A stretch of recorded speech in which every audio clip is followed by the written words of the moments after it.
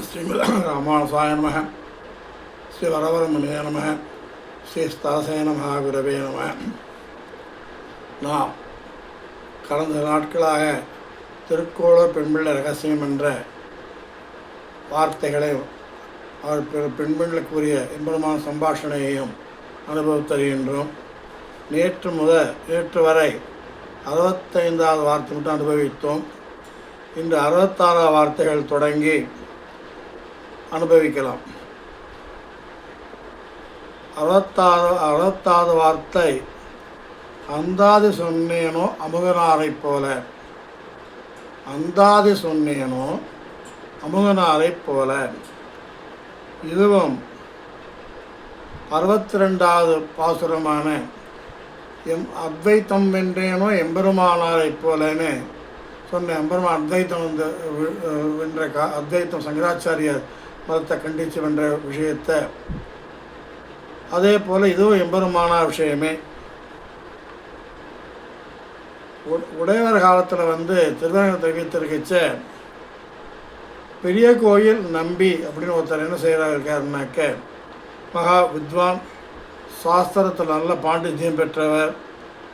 அவர் சன்னதியில் ரங்கநாத சன்னதி புரோகிதம்னு ஸ்ரீரங்கேச புரோகிதான்னு பட்டரை சொல்லுவா பின்னாடி பற்ற காலத்தில்.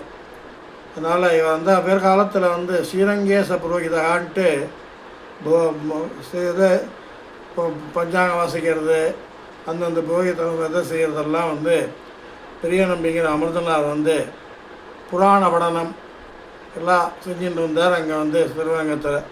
இவர் தன்னோட படிப்பு என்கிறதுனால ரொம்ப அதனால் கௌரவிக்கப்பட்டார், மக்களால் மதிக்கப்பட்டார். அந்த கௌரவத்தின் தலைகணம் ஏறி இவர் எம்பெருமானாரை மதிக்காமல் இருந்தார். அதில் ஒரு சமயம் எம்பெருமாவராத்தில் சிரார்த்தம் திதி தியானம்.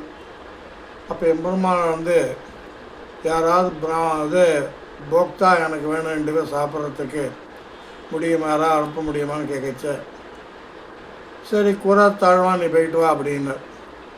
கூறத்தாழ்வான் போச்ச அவர்கிட்ட சாவியை வாங்கிட்டு வா, கோவில் சாவியம் சொல்லிட்டு. இது 70கரணம்னு சொல்லுவாது அந்த இதுக்கு. இதெல்லாம் போனால் கூறத்தாழ்வான் நியமத்திரன் இருந்தால் சாப்பிட்டார். கடைசியில் அவங்க திருப்தியான்னு கேட்பா. இந்த சிராதங்கள் பண்ணச்சா கூட, திருதிகள்லாம் பண்ணச்சா கூட திருவிழா எழுத புக் சாப்பிட்டு கொடுத்தோன்னு திருப்தி ரஸ்து அப்படி சொன்னால் தான் அந்த சிரார்த்தம் பூர்த்தி அடைஞ்சதாக தெரியும். அந்த சிரார்த்தத்தை அப்போ கூறத்தாழ்வான் கேட்ச சுவாமி திருப்தியாக கண்டீரா, அபிஷேகம் கண்டீரான்னு அமுதனார் கேட்கச்ச இல்லை அப்படின்னு சொன்னார். என்ன சுவாமி என்ன தேவருக்கு குறையா சொன்னால், அடியனுக்கு தேவரீர்களுக்கு திருவரங்கத்து கோவில் நிர்வாகத்தை, அந்த சாவியையும் இந்த நிர்வாக பொறுப்புகளையும் எனக்கு எம்பெருமானாருக்கு நீங்கள் கொடுக்க வேண்டும். அப்படி கொடுத்தால்தான் அடியனை திருப்தி அடைவேன். திருவரங்க கோவில் நிர்வகிக்கும் பொறுப்பையும் கோவில் சாவியையும் ரோகிதத்தையும் தேவரீர் எம்பெருமானாருக்கு தாரை வார்த்து கொடுக்க வேண்டும். அப்பொழுதுதான் அடியனுக்கு திருப்தியாகும் அப்படி சொல்லச்ச அவரும் தாரை வார்த்து கொடுத்துருவேன். அந்த இதை வாங்கிட்டு எம்பெருமானார்கிட்ட வருவார். இவரோட மகா பாண்டித்யம் பெற்றவராகியனால எம்பெருமானார் இவர் தனியாக கொஞ்ச நாள் அந்த நம்பி ஒரு வேலை இல்லை, எல்லாம் கோயில் விஷயங்கள்லாம் போயிடுத்தோன்னு ஆற்றுல சோகிச்சு உட்காந்து நிச்சயத்தை நம்பியோட ஆம்படியாக சொல்கிறா, நீ இதை பாரு சுவாமி, எம்பெருமானார் எவ்வளோ பாண்டித்யம் பெற்றவர், சாட்சாத் ராஜசேஷன் உருவவர், நீ பாரு பழச்சிக்கலாமா அப்படின்னு சொல்லச்ச அவர் திருப்பம் சொன்னதுக்கப்புறம் நீர் தான் இந்த அடியனுக்கு குரு அப்படி சொல்லச்ச இவனை கூறத்தாழ்வானை கணிக்காமல் சொல்லிட்டு, கூறத்தாழ்வான் தான் இன்னும் நமக்கு கூறத்தாழ்வான் ஆசாரியனை பெற்றுக்கொள்ள வேண்டும் என்று சொல்ல, கூறத்தாழ்வானும் அவருக்கு நம்ம திருவரங்க பெரிய நம்பிங்கிற திருவரங்க தமுதனார் அப்படின்னு பேர் விட்டு அன்று முதல் ராமானுஜ கைங்கரியும் செஞ்சு கொண்டு வந்திருந்தார் தமுதனார். இவர் பிள்ளை பாண்டியத்தையும் பெற்றவராதனால ஒரு 2 பாசுரங்கள் எம்பெருமானார் மேலே பாடி எம்பெருமாட்டை காண்பிக்கும் பொழுது உமக்கு அது அத்தோட எம்பெருமானார் இது விளையாட்டு, எம்பெருமானார் திருவிளையாட்டுன்னு வச்சுக்கோங்களேன். அவரை நிறைய பாட சொல்லி கேட்கணும், அதில் பாண்டித்யம் பற்றி இப்படியே விட்டுறக்கூடாது அப்படின்ட்டு நிறைய இது திருவிழாவோட சரியாக இல்லையே, இந்த பாசுரம் சரியாக இல்லையே அப்படின்னு சொல்லிட்டு அவர்கிட்ட நீங்கள் எனக்கு திருவந்தாதி பிரபந்தம் பாட ஆவல் இருந்தால் ஒரு பிரபந்தம் வந்து நாம் உகந்தருள திவ்ய தேசங்களையும் ஆழ்வார்கள் ஆளவந்தார்கள் முதல் அவதரித்த அவர்கள் சம்பந்தப்பட்ட திவ்ய தேசங்களும் பற்றி ஒரு பிரபந்தம் ஏற்றுங்கோள் அப்படிங்கச்ச அப்படியே அந்த பணியை சிறுமையில் கொண்டு ஆக்கியம் ஏற்றுக்கொண்டு அவங்க திருவங்கத்தமதனார் எல்லா 108 பாசுரங்கள் ராமானுஜ நூற்றந்தாதி என்று 108 திவ்ய பாசுரங்களை அருமையாக வருடி பாடி ஒவ்வொரு பாசுரத்திலும் ராமானுஜர் பெயர் வர வேண்டும், ராமானுஜர் பெயர் வரும்படியாக பார்த்து கொண்டு ராமானுஜ நூற்றந்தாதி என்று அனுப்பித்தார். அதில் மாறனடி பணிந்துய்ந்தவன் குறையல் பிரானடிக்கு வில்லாதன்மன் ராமானுஜன் தென்னரங்கமண்ணில் மேலே பெருகும் ராமானுஜன் அவர் ராமானுஜன் மேலே இருக்கிற ஆறாத காதலையும் அன்பையும் பணிவையும் பாசத்தையும் மரியாதையையும் வெளிப்படுத்தி 108 பாசுரங்களாக சொன்னார். உடையந்தாதின்னு பேர் இருக்கு. உடையவர் இந்த ராமாசுரத்தினோட செவிசாத்திய உடையவர் வந்து இந்த இது பிரபன்ன காயத்ரி, பிரபன்ன சாவித்திரினா பிரபன்ன காயத்ரியாக இருக்கின்றது. இது எல்லா கோஷ்டிகளிலும் இயல்பாக முடிந்தவுடன் இந்த பாசுரத்தை கண்டிப்பாக சேர்க்கணும் உண்டாக்கி அந்த பாசுரங்கள் நித்தியான சந்தானத்திலும் இது சேவிக்க கடவுது என்று நியமித்தவர்களான பெருமானார். ஆழ்வாரோட அருளிச்செயலுடன் இந்த நூற்றந்தாதி இயல்பா 1000 இறுதிப்பாசனம் சேவிக்கப்பட்டு இன்றாலும் வருகின்றது. சயந்தரிகீர்த்தி ராமாசமனித்தாளினை மேல் உயர்ந்த குணத்து திருவரங்க தமுதும் அன்பால் இயம்பம் கழுத்துறை அந்தாதே அப்படின்னு இந்த பாசுரத்தை ஏற்றிட்டு போற்றப்படுவதை நாம் இன்னும் மட்டும் நிற்கலாம். எல்லா கோயில்களிலையும் இயல்பா சாத்து வரும் பொழுது இந்த பாசுரங்கள் ராமாசுரத்தை கண்டிப்பாக சேவிக்க வித்தியாசம் தினம் சேவி பாத்திரம் தினமே சேவிச்சா ரொம்ப நல்லது. இதுதான் நமக்கு வந்து உயிரும் வகைக்கு வந்து ஒரு ஊன்றுகோல். ஒரு நாம் போக வேண்டிய இடத்துக்கு பரமதத்திற்கோ ஒரு திறவுகோல் வேண்டுமென்றால் அது ராமாசுரந்தாதி தினம் சேவித்தால் பிரபன்ன காயத்ரின்னு பேர், பிரபன்ன சாவித்திரின்னு சொல்லும். அதனால் இதை சேவித்து வர வேண்டும். அவ்வாறு சொல்லிவிட்டு இவ்வாறு அமுதனாரைப் போல நான் ராமானுஜருக்கு ஆச்சார அபிமானத்திற்கு போக்குவீடாய் அமுதமென்ன திருவரங்க தமிழார் அருளி செய்த நூற்றந்தாதி போல நான் பாடவல்லேனோ அவ்வாறு இருந்தால் தானே சுவாமினா அடியன் இந்த ஊரில் இருக்க முடியும் இந்த பெண் சொல்லுகின்றார். அடுத்தது 67வது வார்த்தையாக அனுகூலம் சொல்லினோ மால்யமானை போல. மால்யமானாக்க ராவணனுக்கு பாட்டன், அதாவது வயசு ரொம்ப மூத்தவன். ராவணனுக்கு நன்மை கூறினதில் வந்து பலர் மாரீசன் பிராட்டியை விட்டுரு, நான் அடிபட்டது இந்த வரை எனக்கு இனிமேல் போகலை அப்படின்னா. அப்புறம் பிராட்டியும் சொன்னான், எனக்கு ராமனோட பெருமை எனக்கு தெரியாது, நான் அவன் வந்து ஒரு க்ஷணத்தில் நான் இடிச்சு விடுவான், கொண்டுடுவான்னு எனக்கு அப்படின்னு சொல்லி அவனுக்கு ஹிதம் சொன்னான். விபீஷ்ணன் ராவணனுக்கு ஹிதம் சொன்னான். அப்புறம் கும்பகர்ணன்னு சொன்னாப்பா நீ விட்டு இப்போ பிரார்த்தியை கொண்டு விட்டுருவா, அப்போ தான் நீ உயிர் வகைக்கு வந்து ஒரு வழி பறக்கும், இல்லாட்டி வந்து நீ வந்து முடிஞ்சு போயிடுவே அப்படின்னா. அதே போல் மால்யமானும் சொன்னான். மால்யமான் வந்து உலக அனுபவத்தை ரொம்ப உயர்ந்தவன அறிவாளியாய் ராவனுக்கு புத்தி சொல்ல தகுந்தவனாக இருந்தான். அவர் சொல்கிறான், அரக்கர் குலத்துக்கு அரசே, ராமனின் பலமறியாமல் நீ அவனை எதிர்த்து நிற்கிற. அதாவது தன் வலிமை மாற்றான் வலிமை அறியணும்னு திருக்குறள் ஒன்று இருக்குது. அப்புறம் வந்து ஒரு அரசன் போருக்கு போனான்னாக்க தன்னோட 10 பேரை வச்சுட்டு போனால் இதற்கு 100 பேரை போட்டு தள்ளிடுவான், அவனை கொண்டுடுவான். அவனை வந்து தன் வலியறிந்து மாற்றான் வலியறிந்து அப்படிங்கணும். நீ உன்னோட அரச குலத்தை வச்சு கூட்டத்தை வச்சு பேசுன்னு இருக்க, நீ ராமனை பற்றி உனக்கு தெரியாதுப்பா, ராமன் எப்பேற்பட்ட வீரன், சாட்சாத் மகாவிஷ்ணு தான் ராமனாக வந்திருக்கான். நீ பிரம்மன்ட்ட ஒரு வரவாங்கின ஞாபகம் இருக்கா? எனக்கு எல்லா தேவர்களாலும் தானவர்களாலும் சொல்லிகிட்டு இருந்த உட்காந்து இது வரப்படாதுன்ட்டு நீ மனிதர்களையும் குரங்குகளையும் ரொம்ப இழிவாக எண்ணி அவர்களால் எனக்கு மரணம் வரக்கூடாதுன்னு நீ வரம் வாங்கவில்லை. அந்த குரங்குகளும் மனிதர்களும் இந்த வார்த்தையானது வரம் கேட்கும் பொழுது விட்டு போயிடுது. அப்பேற்பட்டு விட்டு போன வார்த்தைகளாக அது அந்த 2 ஐட்டங்களும், குரங்குகளும் நிற்கிறது, மனுஷனும் ராமனும் வந்து நிற்கிறான். இதனால் உனக்கு நிச்சயம் மரணம்தான். நீ நன்றாக இருக்க வேண்டும் என்றால் சீதையை அவனிடம் ஒப்பித்து விட்டு உன் குழந்தழைக்க, அரக்கர் குழந்தழைக்க நீடூடி வாழ்வாய், பிழைத்து போ என்று அனுகூலம் சொன்னான். இவ்வாறு கெட்டவ சாவார், கெட்டவனுக்கு இருந்தாலும் இவன் அரக்கனாக இருந்தாலும் மால்யமான் ராவணனுக்கு ஹிதோபதேசம் செய்தான். அந்த உபதேசம் போல் நான் செய்தேனோ ராவணனுக்கு. அதாவது தீய குணமுடைய பேரரசரையும் நல்லது சொல்லி திருத்த முயன்ற மால்யவானைப் போல அனுகூலம் வாழ்ந்து போகும் வழி ராவணனுக்கு அவ்வாறு சொன்னேனோ அவ்வாறு இருக்க வேண்டிய என்பது தானே நான் இந்த ஊரில் இருக்க தொகுதியிடவர்கள்னு 67ஆம் வார்த்தையை சொல்கிறேன். 68ஆம் வார்த்தையில் கல்வான் என்றேனோ லோககுருவை போல அப்படிங்கிறான். கல்வா என்றேனோ லோககுருவை போல. கல்வன் என்றால் யார்? தன்னை வஞ்சிக்கிறவன், பொய் சொல்கிறவன், தன் சொத்தை பிடுங்கி எடுத்துக்கிறவன், வஞ்சனால் அபகரிப்பவன். என்றும் தன் உண்மையை என்றுமே மறைப்பவன். இவளை தான் கள்வன் கள்ளன் அப்படின்னு சொல்லுவா எல்லாரும். பகவான் பெருமாள் வந்து ஆசிரியர்களான சேதனர்களை காப்பாற்றுறதுக்காக அப்பப்போ கள்ளவேடம் போடுவார், கள்ளத்தனம் செய்வார், எல்லாம் செய்வார். அது அவருக்கு ஒரு விளையாட்டு.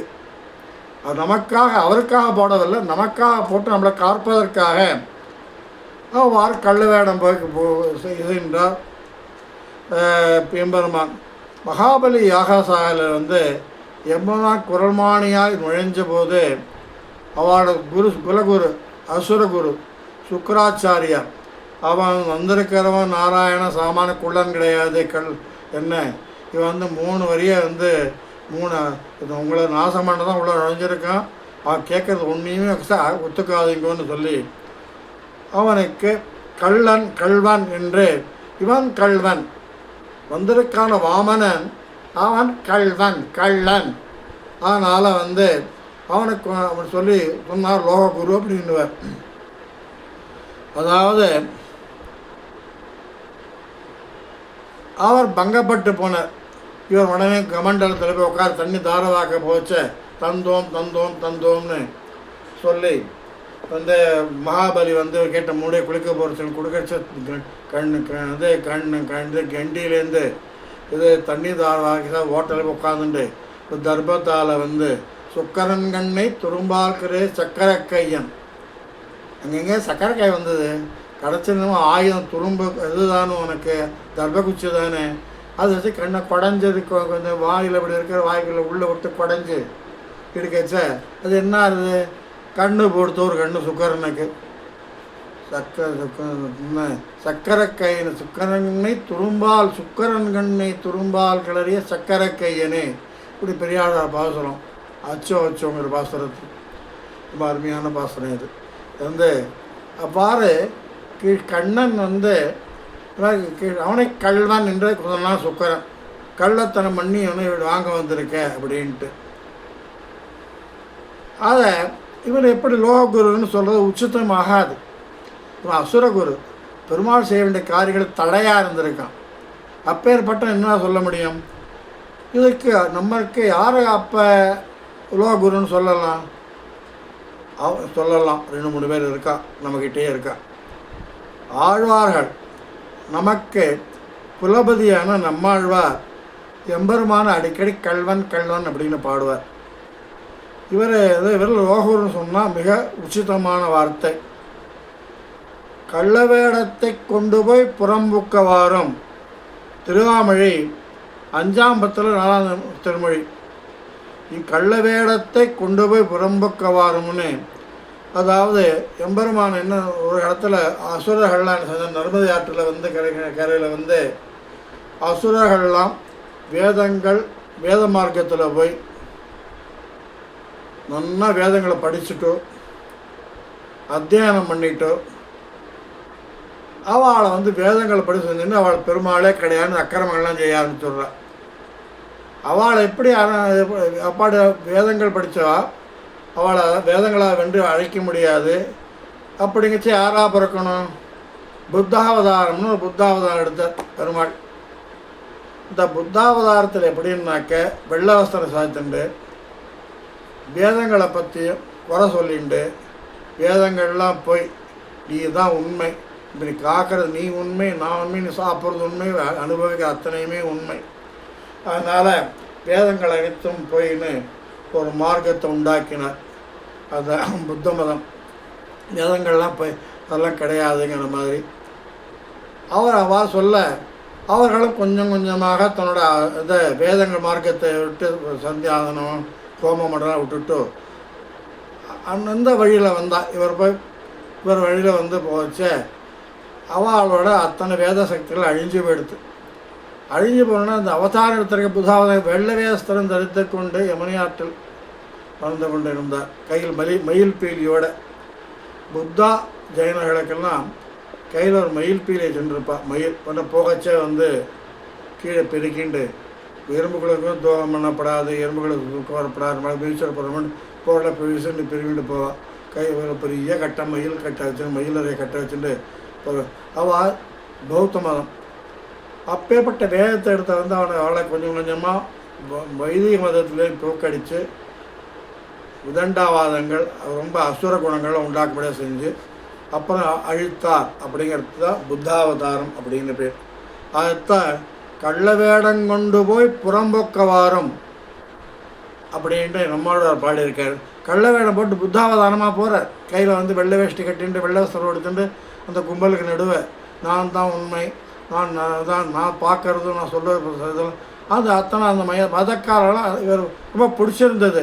என்ன வேதங்கள் பண்ண வேண்டாம், யாகம் பண்ண வேண்டாம், நீ நல்லா தின்னுவிட்டு சாப்பிட்டுட்டு ஊர் சுற்றிட்டு இருந்தால் போகிறோம், அதுவே பெரிய விஷயந்தான், அதை அனுபவி நீ எப்படி சொல்லி அது ஒரு இன்ட்ரெஸ்ட் உண்டாக்கி விட்டார் இவருக்கு. அதனால் பின்னாடி சண்டை படித்தா அவள் அழிஞ்சு போனாள் அவள் அப்படின்ட்டு கள்ள வேடம் கொண்டு போய் புறம்பக்கவாரும் அப்படின்ட்டு சொல்லியிருந்தார். அவர் சொல்லுவேன்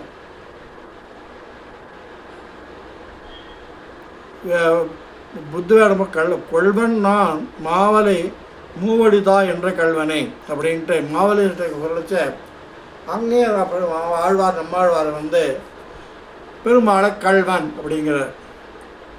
கொள்வன் நான் மாவலி மூவடிவன் தா என்ற கல்வன் கேட்குறான். கள்ள வேடம் குரலமா ஒருவர்களாக இருந்தம் சிறுகாழி பாசுரம் காழிஸ்ரீராம பாசுரம் ஒரு குரலாக இருந்தம் மூவடி மண் வேண்டி உலகனைத்தும் மீரடியால் ஒடுக்கி ஒன்றும் தருகவனா மாவலியை சரிவைத்த தாளனைவே தக்கையீர் தருமறையும் சிறந்தான் வேள்வியேந்த அங்கங்கள் அவையாரும் இசைகள் ஏழும் தெருவில் மலிவழா வளம் சிறக்கும் காழிஸ்ரீராம விண்ணாரம் சேர்மினீரேன்ட்டு திருமங்கி ஆழ்வார் காழிஸ்ரீராமன் எடுத்த பாட்டில் முதல் பாட்டு ஒரு குரலாய் அப்படின்ட்டு அந்த பாசுரத்தை அதுபடி அப்போ போகச்ச என்ன நீ பாட்டு உனக்கு ஒரு மண் உன் காலை ஒரு துணோடு இருக்குது, 4 தரக்கடைக்கு இவ்வளோ இன்னும் இருக்குமா உன் கால், ஏன்னா 1 2 3 எவ்வளோ வரும், இவ்வளோ தூரம் வருமா 3 அடி மண், இவ்வளோ தூரம் வருமா 3 அடி மண்ணாக்க அதை கேட்கறதுக்கு போய் தடம் கொடுக்குறேன்னு சொன்ன உடனே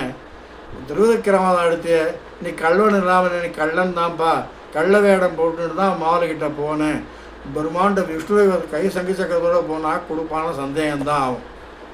இருந்தாலும் நீ குழந்தையா போய் குழல்மான் உருவாய் அப்படின்னு போனே நீ உருவத்தை வச்சுண்டு நீ கொள்வன் நான் மூடி மண்தா என்ற கல்வனே என்று நம்மாழ்வார் வந்து அவரை பாடுகின்றார். கல்வா எம்மையும் எழுலகம் நின்னுள்ளே தோற்றிய இறைவ என்று வெள்ளையரன் நான்முகன் இந்திரன் வானவர் புல்லூர்ந்து கழல் மணிந்து ஏற்றுவரே அப்படின்ட்டு 2ஆம் பத்து 9ஆம் திருமொழியில் 10ஆம் பாசுரத்தில் வந்து கல்வா எம்மையும் ஏழுலகும் நின்னுள்ளே தோற்றிய இறைவ என்று வெள்ளையரன் நான்முகன் இந்திரன் வானவன் புல்லூர்தி கடல் மணிந்து ஏற்றுவரே அப்படின்ட்டு அவர் சொல்கிறார் பாட்டு. அதாவது சிவன் எம்பெருமானை கல்வா என்று அழைக்கிறானாம். இவ்வாறு ஆழ்வார் அருளி செய்கிறார். இவர் சிவபெருமானை லோககுருன்னு சொன்னால் தட்டு கிடையாதான். நுண் உணர்வேன் நீலார் கண்ட தம்மானும் நிறைநான்மகனும் இந்திரனும் அப்படின்னு 8ஆம் பத்தில் 10வது மொழி 8ஆம் பாசுரம் இதில் வரும். நுண்ணுணர்வின் நீலார் கண்ட தம்மான்னு ஆழ்வார் சிவபெருமானுடைய ஞான பெருமையையும் சொல்வதை காணலாம். அதே போல் பிரம்மாண்ட புராணத்தில்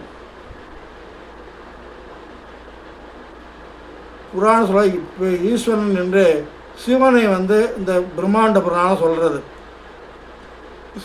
சிவன்கிட்ட என்ன கேட்கணும்? சிவன்கிட்ட ஞானத்தை வேண்டி பிறக்க இந்த பிரம்மாண்ட புராணம் சொல்கிறது. பகவான் விஷ்ணுக்கு கிருஷ்ணாவதாரத்தில் தன் புத்திர இது வேண்டி கைலாச மலைக்கு செல்கிறார். இது புத்திரன் தனக்கு கிடைக்கணும்னு ருக்மிணி குழந்தைகள் அப்படி சிவன்கிட்ட போய் வேண்டியவா சிவன் உனக்கு புத்திர பாக்கியம் கொடுப்பான் அப்படிங்கிறான். இது 28வது வார்த்தைகளை நம்ம பார்க்க முடியும். என்னால் பெருமாளை சொல்லிச்சு, ருக்மிணியை சொல்லி சொல்லிச்சு, சிவன் சொல்கிறான். இல்லை இன்னொரு கண்டாகரண புராணத்தில் வரைச்ச சிவன் சொல்கிறார், கண்டாகரன்ட்டா அப்பா நான் அவனுக்கு மோட்சம் கொடுக்க முடியாது. அந்த வார்த்தைகள் 6வது வார்த்தைகள் என்னன்னாக்க அதில் பிணவருந்திட்டேனோ கண்டாகரணனை போல நம்ம பார்த்தோம். பிணவருந்திட்டேனோ கண்டாகரணனை போல கண்டாகரன் சொல்லப்பா எனக்கு மோட்சம் கொடுத்து பூதங்கள்லாம் பாசரிச்சு போயிடுத்துங்கச்சே மோட்சம் முகுந்தன் தான் கொடுப்பான். முகுந்தன் இங்கே வருவான். ஏன்னாக்கா அவனுக்கு ஒரு வரம் எங்கிட்ட என்னை பெருமைப்படுத்தணுங்கிறதுக்காக நாராயணன் சொல்லியிருக்கேன். எனக்கு கொஞ்சம் பெருமைப்படுத்த நின்று என்கிட்ட நின்று அதாவது ஒரு வரம் வாங்கிட்டு போனாக்க எனக்கு இன்னும் கொஞ்சம் பொறுமையான தேவர்கள்லாம் கேட்டீங்கன்னா காலெல்லாம் தூக்கி விட்டு நான் போகலாமே. மாதிரி வரன் வாங்கன்னு வரைச்சேன். முகுந்தன் வரப்போகிறான் கிருஷ்ணாவதாரத்தில். அப்போ வரைச்ச காத்துன்று வரைச்சா நீ விட்ட பிணம் வந்துட்டு மோட்சம் வாங்கிக்கோ, புள்ள பாக்கியம் வாங்குறதுக்கு வரப்போகிறாங்க வச்சா அந்த வாக்கியத்தை ஞாபகப்படுத்தி இதனால் கிருஷ்ணன் போகிற சரி ருக்மணி சொல்லிட்டாலே போய் பார்த்துட்டு சிவனுக்கு ஒரு பெருமை கொடுத்துட்டு வரன் கொடுத்துருக்கோம் சிவனுக்கு நான் அவங்ககிட்ட ஒரு வரன் வாங்கிக்க வரேன் அப்படின்ட்டு அந்த வரன் கொடுத்து அவனுக்கு பெருமைப்படுத்தலாமேன்ட்டு அங்கே வருகிறான். அதைத்தான் சொல்கிறேன். கிருஷ்ணனை பார்த்த சிவன் சொல்கிறான், கிருஷ்ணா நீ சாதாரண ஆள் கிடையாது, நீ கல்வா. எப்போ விட தெரியுமா? என்னையும் சிருஷ்டித்து என் தகப்பனாரான பிரம்மாவை சிருஷ்டித்தவன் நீ. உனக்கு நான் வரம் கொடுக்கறதெல்லாம் சும்மா ஒரு சால்சாப்பு ஒரு மேலோட்டமான ஒரு இது மாதிரி தான், நாடகம் மாதிரி தான் அப்படின்ட்டு கல்வா அப்படின்ட்டு சிவன் நீ என்ன இறைவன், நீ என்கிட்ட வியாஜியத்தை வச்சு எனக்கு பெருமை கொடுக்கணுங்கிறது தான் என்கிட்ட வரன் வேண்டி நீ வந்திருக்க. நான் உங்ககிட்ட வரம் கொடுக்க தகுதி உடையவனானா? நீ என்னையும் படித்து எங்கள் அப்பனையும் படித்தவனாச்சு, பிரம்மனையும் நீ படித்தவனாச்சே அப்படின்னு சொல்லலாம். இது வேறு இது சொல்கிறதா ஹரிவம்சம்னு ஒரு கதை சொல்கிறது உங்களுக்கு. ஹரிவம்சத்தில் பார்க்கலாம். அதாவது இதனால் ருத்ரன் லோககுருன்னு பெருமாளை சம்மந்தப்பட்டிருக்கான். பெருமாளை பிரார்த்திக்கிறான், பெருமாளை போற்றுறான். அதனால் சிவனை லோககுரு என்றாலும் இவனை நம்மாழ்வாரை லோககுரு என்றாலும் கல்வா சொல்கிறது நான் சொல்லலாம். இதை திருமங்கை ஆழ்வார் கூட நம்ம லோககுருன்னு சொல்கிறதுக்கு சொல்ல முடியும். ஏன்னாக்க அவரும் பெருமாளை கல்வா அப்படின்னு இருக்கார்.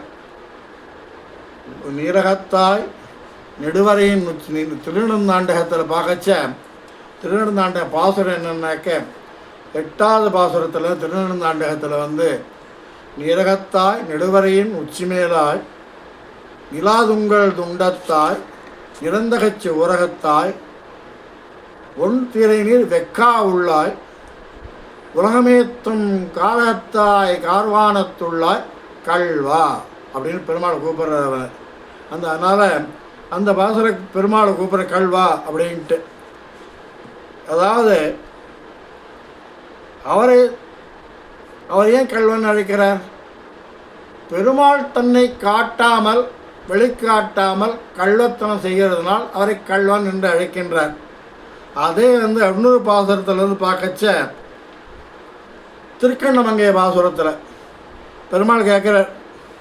10ஆம் பாசுரத்தில் பாடு பண்ணினே பண்ணின் நின்ற ஒரு பான்மையை பால்கள் நெய்யினை மாலுறவாய் நின்ற விண்ணினைன்னு அமக்களமாக பாடின்றவர். அந்த திருக்கண்ணமங்கைய பாசுரத்தில் பெரும்பரக்கடலை அடலேற்றினை பெண்ணையானை எண்ணில் மினவர்க்கும் தருந்தவத்தை முத்திந்திரல் கோவையேன்னு பாசுரம் போயின்னு இருக்கும். ஏன்னா வாட்டில் ஜிரின்ட்டு ரயில் வண்டி மாதிரி. அதில் 9ஆவது பாசுரம் முடிச்சுட்டு பண்ணினை பண்ணில் நின்றதோர் வான்மையை பாலுள் நெய்யினை மாலுருவாய் நின்ற விண்ணினை விலங்கென்ற சோதியை வேள்வியை விளக்கின் வழிதன்னை மண்ணினை மலையை அலநீரினை மாலை மாமதியை மலையோர் தங்கள் கண்ணினை கண்களால் நின்று கண்ணமங்கையுள் கண்டுகொண்டேனேன்னு பாடுற திருமங்கை ஆழ்வார். நிறுத்துறா அப்படின்னு பெருமாள், திருக்கண்ணமங்கை பெருமாள். என்ன சுவாமி அடியேன் ஏதாவது தப்பாக சொல்லிட்டேன்னா, ஏதாவது குறையாக இருக்கா, ஏதாவது திருப்தி இல்லையா, ஏன் நிறுத்த சொல்லி கேட்டார். சாமரி திருமங்கை ஆழ்வார, நான் அப்படியெல்லாம் ஒன்று சொல்லலை, உன் பாடுற இடம் சொல்கிறச்ச ஒரு அழகாக அருமையாக தேனிலும் சுவையாக பலாச்சொல்லை தேன் ஊற்றின மாதிரி சொல்கிறியாடா திருவங்கி ஆழ்வார். நீ இப்படி அமக்களமாக பாடும் 4 கவிங்கிறா, ஆசு கவிங்கிறா, சதுஷ்கை பிரதான பிரகாலாயமங்களும் மங்களங்கள்லாம் சொல்லின்னு இருக்க. அவனுக்கு இப்பேற்பட்ட அழகாக எப்படி நீ பாடுற, நீ எனக்கு தெரியவே இல்லையே அப்படின்னு சொல்கிறான். அப்பா கலிகண்டி திருமங்கை ஆழ்வார், எனக்கு ஒரு வார்த்தை மட்டும் எனக்கு உறுதியாக சொல்லணும், உண்மையாக சொல்லணும், எனக்கு மனப்பூர்வமாக. என்னங்கச்ச, எனக்கு இது போல் பாட வருமோ, நீ பாடுற இவ்வளோ அழகாக, எனக்கு இப்போ இது மாதிரி பாட வரலாமா, இந்த கவியின் பொருள்லாம் வச்சு பாட வருமோ எனக்கு அப்படியே திருக்கண்ணமங்கை பெருமாள்கிட்ட கேட்குற. திருமங்கை ஆழ்வார்கிட்ட கடைசி பாட்டு திருக்கண்ணமங்கையில், கண்ணமங்கையில் கண்டுகொண்டேன் என்று காதலால் கலிகண்ணி உரை செய்த வண்ண ஒன் தமிழ் மாலை 9ஓடு இன்றே வல்லவராய் உரைப்பர். என்ன மயிதாவாய் இது சொல்ல, வெண்சங்கம் விண்ணில் விண்ணவரா மகிழ்வைது, இது பாட்டெல்லாம் பாடினாக்க வல்லவர இது வண்ண ஒந்தமிழ் மாடு. இந்த பாட்டை 10 பாட்டையும் உரைப்பவர்கள் வல்லவராய் உரைப்பர். மதியதாவே விண்ணில் விண்ணவரா மகிழ்வெய்துவர் அப்படின்னு இந்த இடத்த உனக்கச்ச. உண்மையை சொல்ல போனால், நீ கேட்குறிய என்னை பாட வருமா அப்படின்ட்டு, நெய்மை சொல்லில் வெண்சங்கம் ஒன்று ஏந்திய கண்ணா, என்ன உண்மையை சொல்லணும், பாடணுமா கேட்டியனோ வருமாடான்னு கேட்டியோனோ, உண்மையை சொல்லட்டுமா உனக்கு. நெய்மை சொல்லில் வெண்சங்கம் ஒன்று ஏந்திய கண்ணா நிந்தனக்க குறிப்பாகில் கற்கலாம் கவியின் பொருள் தானே. உனக்கு ஆசை இருந்து கற்கணும்னா நீ கற்கலாம்ப்பா, எனக்குன்னு பெரிய விஷயம், இப்போ கம்பச்சித்திர வேலையா என்ன அப்படின்ட்டு திருமங்கை ஆழ்வார் திருநெடுநாடு கல்வா கார்வான தொழிலாய் கல்வா அப்படின்னு கூப்பிடுற. அதனால் இவரையும் நான் லோககுரு வரிசையை சேர்த்து கொள்ளலாம். ஆகையினால் அவன் என்ன சொல்கிறான்னாக்க, இவ்வாறு திருமங்கை ஆழ்வாரை போல, நம்மாழ்வாரை போல, சிவனை போல கல்வன் என்றேனும் எம்பெருமானை அவ்வாறு சொல்லினால்தானே கல்வான் என்றேனோ லோககுருவை போல. லோககுரு 3 பேர், நம்மாழ்வார், திருமங்கை ஆழ்வார், சிவபெருமானும் சொல்லிக்கலாம், அதில் சேர்த்துக்கலாம்.